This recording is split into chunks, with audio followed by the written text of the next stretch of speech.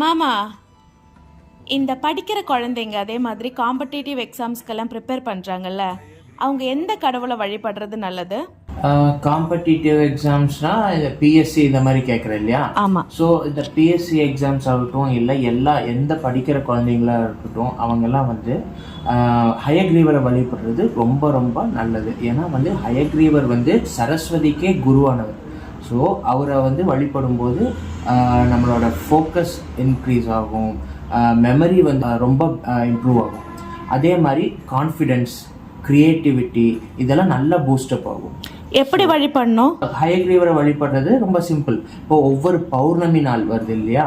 பௌர்ணமி நாள் வரும்போதெல்லாம் ஒரு ஒத்த படையில் ஒரு 9, 7 இல்லை 11 இல்லை 21 இந்த மாதிரி நம்பர்ஸில் வந்து ஏலக்காய் இருக்கு இல்லையா, அதை வந்து ஊற போட்டுட்டு அதை வந்து அவங்க கையாலே வந்து மாலை கோர்த்துட்டு அந்த மாலையை வீட்டில் வந்து ஹயக்ரீவர் படம் இருக்குன்னா ஹயக்ரீவரோட படத்துக்கு போடலாம். இல்லை பக்கத்தில் இருக்கிற பெருமாள் கோயிலில் போயிட்டு அங்கே ஹயக்ரீவர் சிலை இருந்துச்சுன்னா அங்கே போடலாம்.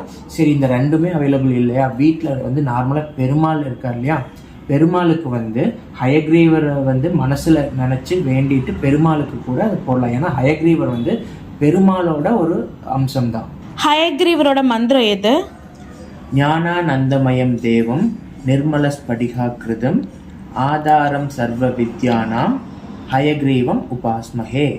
ஓகே, எவ்வளோ வாட்டி சொல்கிறது இந்த மந்திரம்? இந்த மந்திரத்தை வந்து 11 டைம்ஸ் டெய்லியும் வந்து சொன்னால் உண்மையாகவே நான் சொன்ன இந்த இதெல்லாம் இருக்கு இல்லையா, குவாலிட்டி இதெல்லாம் இருக்கு இல்லையா, கான்ஃபிடென்ஸ், கிரியேட்டிவிட்டி, மெமரி, இந்த 10th 12th எக்ஸாம் எழுதுகிற குழந்தைங்க முதல் கொண்டு அவங்களுக்குலாம் ரொம்பவே ஹெல்ப்ஃபுல்லாக இருக்கும். சரியா? டெய்லி வந்து 11 டைம்ஸ் இந்த மந்திரத்தை சாண்ட் பண்ணால் போதும்.